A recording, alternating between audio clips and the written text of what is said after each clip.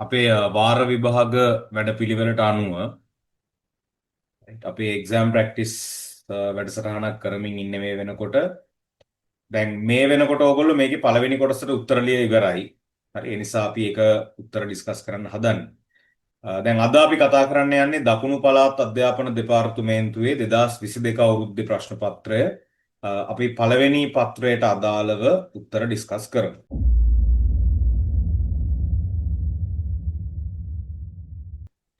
පළවෙනි ප්‍රශ්නෙට ඇවිල්ලා තියෙන්නේ විද්‍යාත්මක අංකණය සහ වැටීම කියන මාතෘකාව යටතේ ඔයගොල්ලෝ ඉගෙනගත්ත කාරණාවක්. ඒ තමයි විද්‍යාත්මක අංකණයෙන් දීලා තියෙන එකක් සාමාන්‍ය ආකාරයෙන් දක්වන්න.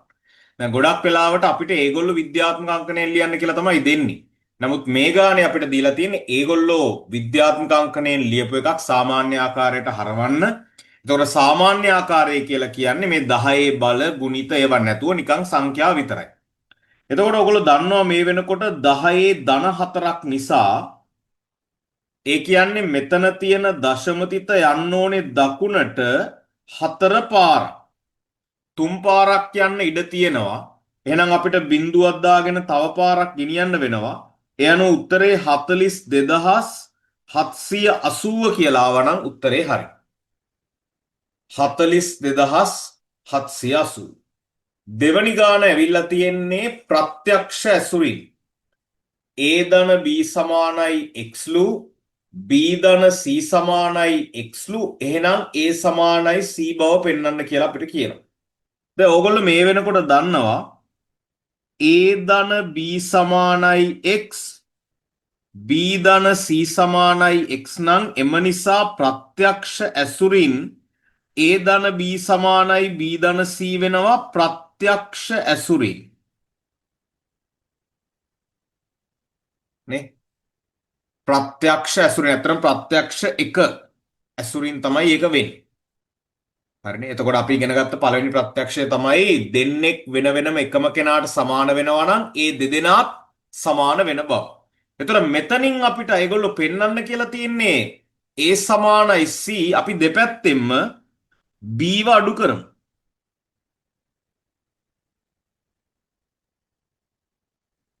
ප්‍රත්‍යක්ෂ තුන ඇසුරින් සමාන ඒවා ඉවත් වුණාන් පස්සේ a සමානයි c කියන සම්බන්ධය අපිට ලැබෙනවා. මෙතන ඔයගලන්ට පේනවා ධන b ට ඍණ b කැපිලා යනවා. මෙතනත් ධන b ට ඍණ b කැපිලා යනවා.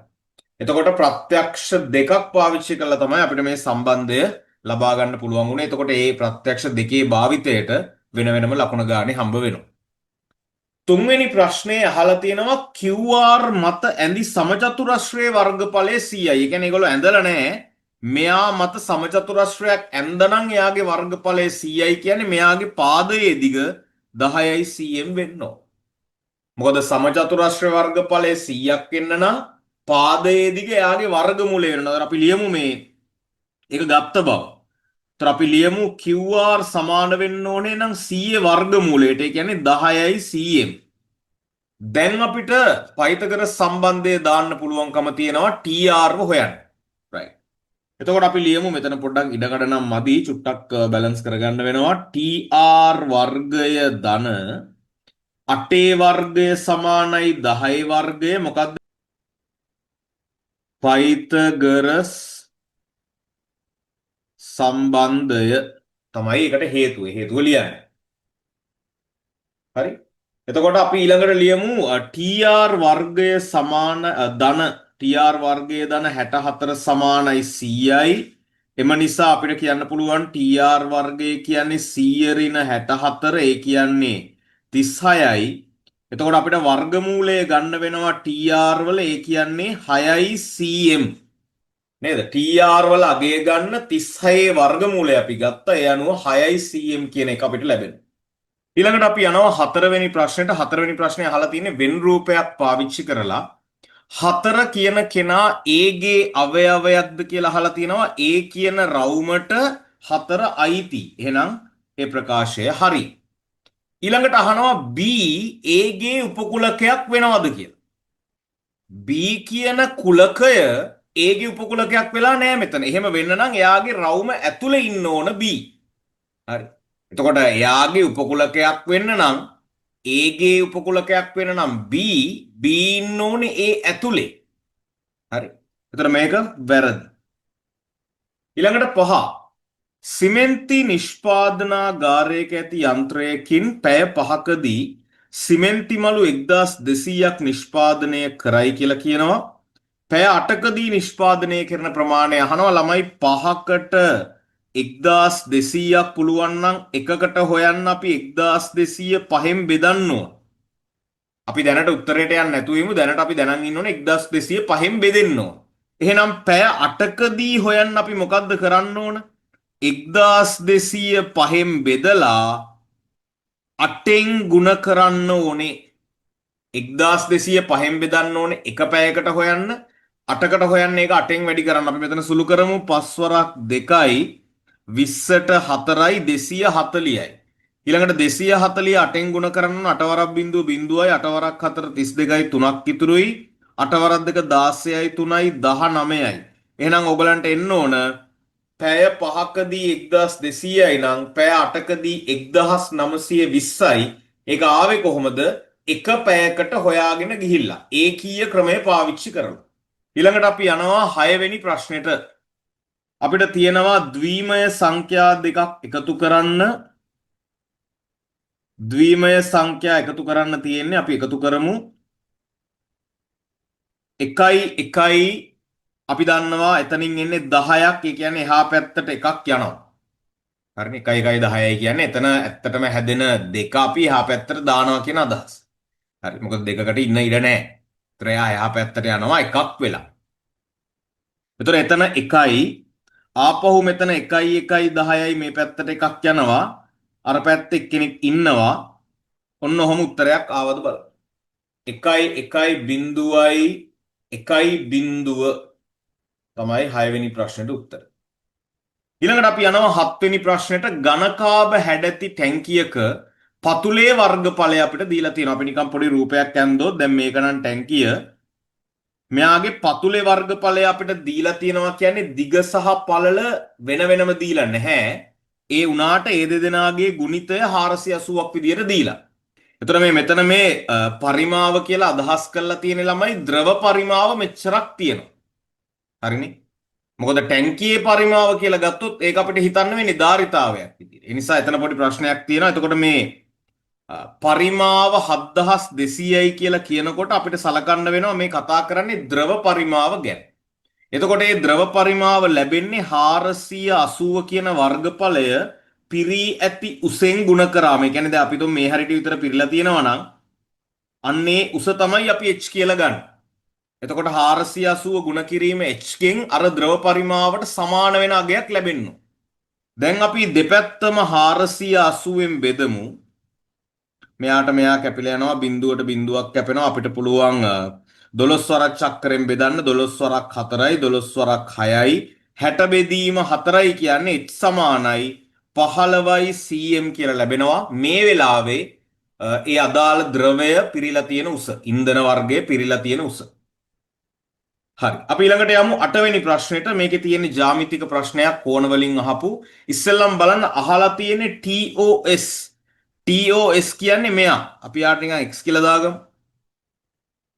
දැන් ඔයගලන්ට පේනවා මේ මැද්දෙන් OT කියන රේඛාව අමතක කරොත් POS කියන කෝණයයි POS මේ බලන්න POS කියන කෝණයයි ROQ කියන කෝණයයි.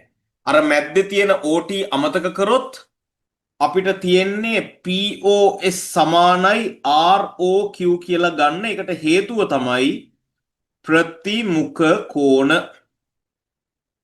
ඒ කියන්නේ POS හැදෙන්නේ 72ට x එකතු වෙලා ROQ කියන්නේ 135යි. එහෙනම් x කියලා කියන්නේ 135න් 72ක් අඩු කරන්න තියෙන්නේ. එතකොට අපිට හම්බ වෙනවා 5න් 2ක් 3යි 13න් 6ක් 13න් 7ක් අඩු කරාම 6යි. ඒ අනුව අංශක 63ක්.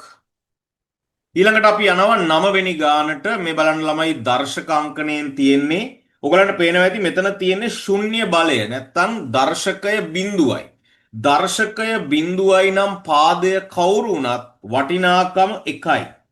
මෙයාගෙත් එහෙමයි එකයි. එහෙනම් එකයි එකයි උත්තරේ දෙකක් ගන්න ඕන. කවුද පාදයේ ඉන්නේ වැඩක් නෑ. දර්ශකය බිඳුවයි නම් උත්තරේ එකයි. 10 වෙනි ප්‍රශ්නේ දැන් මේ අරය පරිදිය එක්කෝ අරය හොයන්න හෝ පරිදිය හොයන්න හෝ අනිවාර්යයෙන් විභාගය අහනවා. එතකොට වෘත්තයක පරිදිය හොයන්නේ අපි දන්නවා මේ වෙනකොට C සමානයි 2යි phi r කියන සූත්‍රය පාවිච්චි කරලා මේක ටිකක් සුළු කිරීම තියෙන නිසා අපි පොඩ්ඩක් එහා පැත්තෙන් හදමු. එතකොට 2 වැඩි කිරීම 7න් 22 මෙතන අරය 21යි කියලා තමයි දීලා තියෙන්නේ. 7 සහ 21 කපන්න පුළුවන් 7 වරක් චක්‍රයෙන්. එතකොට දෙවරක් 22 44යි. 44 වැඩි කිරීම 3 3 වරක් 4 12යි එකක් ඉතුරුයි 132යි උත්තරේ මීටර ඒකකයේ අවසානයේ කල්පනා කරලා බලලා හරියට දාන්න ප්‍රශ්නේ දීලා තියෙන ඒකකේ බලන්න වෘත්තාකාර පිට්ටනියේ පරිධිය මීටර 132ක් ආවද කියලා. ඊළඟට 11 වෙනි ප්‍රශ්නයේ VG භාග ගානක් 2යි ධන 1 2යි ධන 1 හරය සමානයි. එහෙනම් උත්තරෙත් හරය 2යි ධන 1මයි. 4න් එකක් අඩු කරන්න තියෙන්නේ. එතකොට 3යි උත්තරේ ලේසියෙන්ම ගන්න පුළුවන්. හැබැයි මෙතන දෙයක් මතක තියාගන්න ඕන. ඒක සමහර විට ඉස්සරහට අපි කරන පේපර්ස් වල හම්බ වෙයි. මෙන්න මේ අඩු කිරීමේ ලකුණෙන් පස්සේ දෙන්නෙක් හිටියොත් ප්‍රකාශනයක් හිටියොත් යම් විදිහින් අපි නිකන් හිතමුකෝ අඩු කිරීමක් තියෙනවා ඊට පිටිපස්සේ x ධන 3 කියලා තියෙනවා. අන්න ඒ වෙලාවට මෙතනට වරහණක් අපි අනිවාර්යයෙන්ම දාගන්න ඕනේ එහෙම ගානකදී. හරි. අඩු කිරීමෙන් පස්සේ එක තිබ්බ නිසා ප්‍රශ්නයක් නැහැ. හැබැයි ප්‍රකාශනයක් තිබ්බොත් අනිවාර්යෙන් වරහණක් දාගන්න වෙන බව මතක තියාගන්න. right. ඒක මේ ගානට අදාළ නැහැ. මම වෙන ඉස්සරහට එන්න පුළුවන් දෙයක් ගැන කිව්වා. ඊළඟට 90 84 78 72 පොදු අන්තරය කියලා කියන්නේ පසුපදයෙන් පෙර පදය අඩු කරාම ලැබෙන අගයට. ඒතර මේ ගානේ හැටියට නම් ඒක ඍණාගයක්. මතක තියාගන්න ලොකු එකෙන් පොඩි එක අඩු කිරීම නෙවෙයි දකුණු පැත්තේ ඉන්න එක්කෙනාගෙන්. එහෙම නැත්නම් පසුපදයෙන් පෙර පදය තමයි අපි අඩු කරන්න ඕන. ඊළඟට අපෙන් 10 වෙනි පදය අහලා තියෙනවා. 10 වෙනි පදය 10 වෙනි පදය ගන්න නම් අපි සාධාරණ පදය හදාගෙන තියෙනවා. දැන් කොහොමද මෙයාගේ සාධාරණ පදේ ගන්නෙ අපි? right. දැන් අපිට මේ සාධාරණ පදේ ගොඩනගා ගන්න ක්‍රම දෙකක් තියෙනවා. ඔයගලන්ට මේ ක්‍රම දෙකෙන් කැමති ක්‍රමයක් පාවිච්චි කරන්න පුළුවන්. පොදු අන්තරය භාවිතා කරලා රටාව හදන්න පාවිච්චි කර ගුණාකාරය කියලා යන්නත් පුළුවන්. අතරම හිතන එක ලේසි අනිත් එකට වඩා. ඒතර ඔක්කොටම කලින් සාධාරණ පදය ඕනේ. සාධාරණ පදේ කියන්නේ ඍණ 6 පාවිච්චි කරලා n ගෙන් ගුණ කරලා එකට එකතු කරන්න ඕනේ යම් අගයක්. එතකොට මේක හදාගන්න අපිට පුළුවන් පළවෙනි පදේ පාවිච්චි කරන්නේ. ඍණ 6 වාරයක් එක ඍණ 6යි 90ක් හදන්න නම් අපිට සිද්ධ වෙනවා ධන 96ක් එකතු කරන්න. නේ? රටාව හදාගන්න නැත්නම් සාධාරණ පදය හදාගන්න අපිට පළවෙනි පදේ පාවිච්චි කරන්න පුළුවන්. එතකොට ඍණ 6 එකෙන් වැඩි කරාම ඍණ 6යි ඒකට ධන 96ක් එකතු කරන්න ඕනේ 90ට එන්න නම්. මේකෙන් තමයි 90 හැදෙන්නේ. එහෙනම් ඍණ 6 n ගෙන් වැඩි කරලා 96ක් එකතු කරනවා. මේ එක ක්‍රමයක්. තව ක්‍රමයක් ඕගලන්ට මතක ඇති. අපිට පුළුවන් පළමු පදයේ ලියලා 90 ධන ඍණ 6 වාරයක් කොහොමද ගන්නෙ? පදයට වඩා එකක් අඩු වගේ ගන්නවා. ඒතර මේකෙන් ගත්තොත් එimhe n ඍණ 1. එහෙමත් අපිට සාධාරණ පදයට යන්න තිබ්බා. right? එහෙම නැත්නම් අපිට ලේසියෙන්ම මේ කරපු විදිහට යන්නත් පුළුවන්. ඒතර මේකෙන් අපිට එනවා සාධාරණ පදය ඍණ 6යි n ධන 96. එහෙනම් අපිට තියෙන්නේ n වෙනුවට 10 දාන්න. n වෙනුවට 10 දැම්මහම n සමානයි 10යි කියලා ඍණ 6 10න් වැඩි කරා 96ක් එකතු කරා. ඒ කියන්නේ ඍණ 60 ධන 96. ඒතර 96න් 60ක් අඩු කරන්න ඕනේ. ඒතර අපිට එනවා 36ක් ලොකු එක්කෙනාගේ ලකුණ ධන. උත්තරේ බලන්න ධන 36ක් ආවනම් හරියටම හරි. ඉතින් වැඩ ගොඩක් තිබ්බ ඒ ගානේ කරන්න. ඊළඟට අපි එනවා 13ට. 13 වෙනි ප්‍රශ්නේ අපිට දීලා තියෙනවා කෝණ දෙකක් සමාන්තර රේඛා ආශ්‍රිතව. පැනපු ගමන් x සමානයි 70යි කියලා කියන්න යන්න එපා. මොකද ඔය තියෙන 70යි x අතර සම්බන්ධයක් නෑ ළම. එතකොට මේ 70යි x අතර සම්බන්ධයක් නෑ. මොකද මේගොල්ලෝ ඒකාන්තර කෝණත් නෙවෙයි, මිත්‍ර කෝණත් නෙවෙයි, අනුරූපත් නෙවෙයි. අනුරූප කෝණයක් ගන්න තිබ්බ x කියන කෝණයට අනුරූප එක්කෙනා ඉන්නේ මෙතන. ඔයගලන්ට මතක ඇතිනේ පන්ති අපි පොඩි කවියක් එහෙම කියලා පාඩම් කරගත්ත ඔය ඔතන තියෙන යටින් යටින් දකුණින් දකුණින් අවස්ථාවක්. තීරයක් රේඛාවකින් කැපිලා තියෙනවා. දකුණින් දකුණින් යටින් යටින් ඉන්න කෝණය. ඒතර මෙන්න මෙයා තමයි x ට සමාන වෙන්නේ. ඒ කියන්නේ x සමාන වෙනවා 180 අඩු කිරීම 70න් ලැබෙන කෝණයට. ඒකට හේතුව මොකද්ද? අනුරූප කෝණ. එතකොට අපිට x කියලා ගන්න පුළුවන් වෙන්නේ අංශක 110. ඊළඟට අපි එන්නේ 14 වෙනි ප්‍රශ්නෙට. 14 වෙනි ප්‍රශ්නේ රූපයේ දී ඇති තොරතුරු අනුව xc අගය සොයන්න කියලා තියෙනවා ඕනෑම බහුවශ්‍රයක. ඕක විතරක් නෙවෙයි ඕනෑම බහුවශ්‍රයක බාහිර කෝණවල එකතුව අංශක 360යි. ඒතර අපිට පුළුවන් ලියන්න x එකතු කිරීම මෙයයි තව x කෙනෙක් ඉන්නවා 30 දෙකක් ඉන්නවා මෙතන එළියේ 90ක් ඉන්නවා මේ ඔක්කොම එකතුව අංශක 360යි හේතුව තමයි බාහිර කෝණ. ඒතර අපිට මෙතනින් ගන්න පුළුවන් 2x ධන 60යි 90යි කියන්නේ 150යි 2x සමානයි 360 ඍණ 150යි ඒ කියන්නේ 210යි දෙපැත්තම දෙකෙන් බෙදුවාම අපිට x සමානයි අංශක 105යි කියලා ගන්න පුළුවන්. හරිද බලන්න. x සමානයි අංශක 105යි. ඊළඟට අපි එන්නේ 15 වෙනි ප්‍රශ්නෙට. මලල ක්‍රීඩකීන් 11 දෙනෙකුගේ ධාවන තරඟයක් නිමා කිරීමේ කාලය දීලා තියෙනවා. බලන්න ආරෝහණ පිළිවෙලට දීලා තියෙනවද කියලා. එහෙමනම් අපිට ලේසි ටිකක්. විශේෂයෙන් මධ්‍යස්ථය අහලා තිබ්බනම්. නමුත් මේකේ මධ්‍යස්ථය අහලත් නැහැ. හැබැයි ආරෝහණ පිළිවෙලට අපිට දීලා තියෙනවා පරාසය කියලා කියන්නේ කුඩා මගයයි විශාල මගයයි අතර වෙනස යනුව 18න් 13ක් අඩු කරාම පරාසය 5යි. මාතය කියලා කියන්නේ වැඩිම වාර ගානක් යෙදිච්ච එක්කෙනා. මෙතන අපිට පැහැදිලිව පේනවා 16 තුන් පාරක් තියෙනවා වෙන කවුරුත් එහෙම නැහැ. එහෙනම් මාතය 16යි. 16 වෙනි ප්‍රශ්නේ හොඳට කියවන්න. සර්ව සම කළු පබළු 12යි සුදු පබළු 3යි. ඔක්කොම පබළු 15යි. ඒතර මුළු පබළු ගාන ඉරෙන් යනට කොහොමත් යනවා. අපෙන් අහන්නේ සුදු පබළුවක් ලැබීම නෙවෙයි. සුදු පබළුවක් නොලැබීම කියලා කියන්නේ ඒ කියන්නේ සුදු තියෙන 3 ඇර අනිත් ඒවා. ඒ කියන්නේ 12යි. එතකොට අපිට මෙයාව සරල කරාම ගන්න පුළුවන් 3 වරක් 5යි 3 වරක් 4යි 5න් 4යි උත්තරේ. ඕක කලබල වෙලා ලැබීම කියලා කියුවා නම් එහෙම වැඩේ වරදින.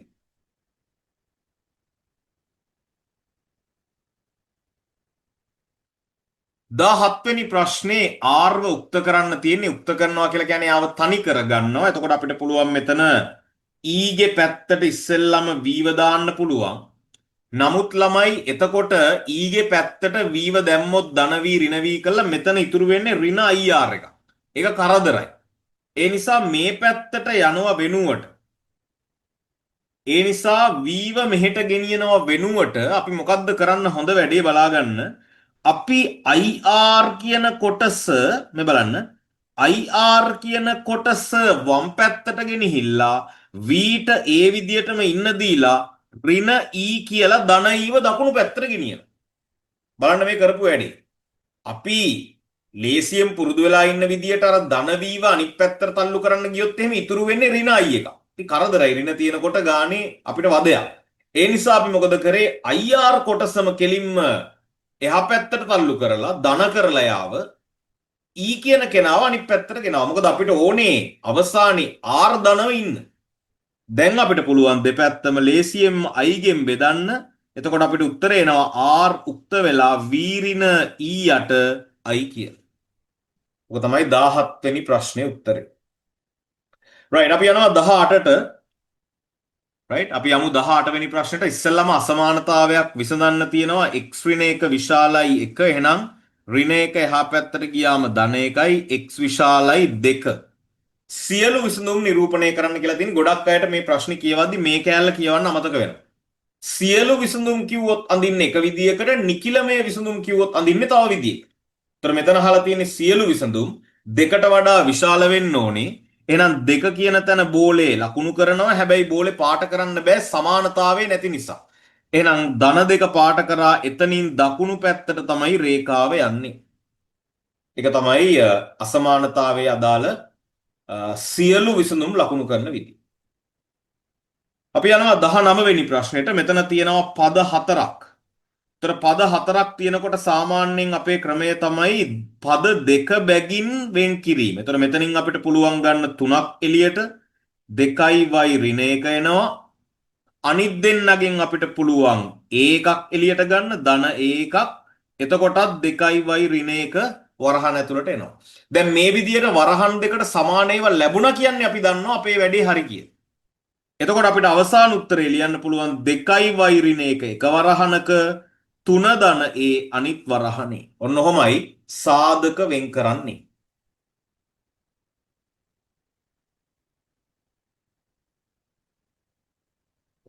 20 වෙනි ප්‍රශ්නේ අන්තිම ප්‍රශ්නේ දිගංශය දීලා තියෙනවා 75යි කියලා p සිට qහි. දැන් ඔයගලන්ට මේ වගේම ප්‍රශ්න කීපයක් මීට කලින් පේපර්ස් වලත් හම්බුණා කියලා මතක ඇති මේ විදියෙම රූප සටහනක් එක්ක. ඒ කියන්නේ මේ වගේ ප්‍රශ්න නිතර ප්‍රශ්නවල අහනවා. අපිට මේ පේපර්ස් කරලා ප්‍රැක්ටිස් කරන එක එක බලාපොරොත්තුවක් තමයි අපි කරනවා වගේ ප්‍රශ්න විභාගයට හම්බ වෙන ඉඩක් තියෙනවා. හරි. ඒතොර ගොඩක් වාසියක් එනවා අපි ඒවා කලින් කරලා තියෙන නිසා ආසන්න දවස්වල. දැන් මේකේ තියෙනවා p සිට qහි දිගංශය 75යි නම් අපිට මෙතන 75යි කියලා ලේසියෙන්ම ලකුණු කරන්න පුළුවන්. ඒක තමයි පළවෙනි කොටස. ඊළඟට අපෙන් අහන්නේ q සිට p හි දිගංශය. ඒ කියන්නේ අපි දක්ෂිනාවර්ත මෙන්න මේ කෝණය හොයාගන්න. එතකොට මෙයා 75යි නම් මෙතන ඉන්නවා මිත්‍ර කෝණ. ඒ කියන්නේ අපිට පුළුවන් 180න් 75ක් අඩු කරලා මෙන්න මෙතන තියෙන කෝණය හොයාගන්න.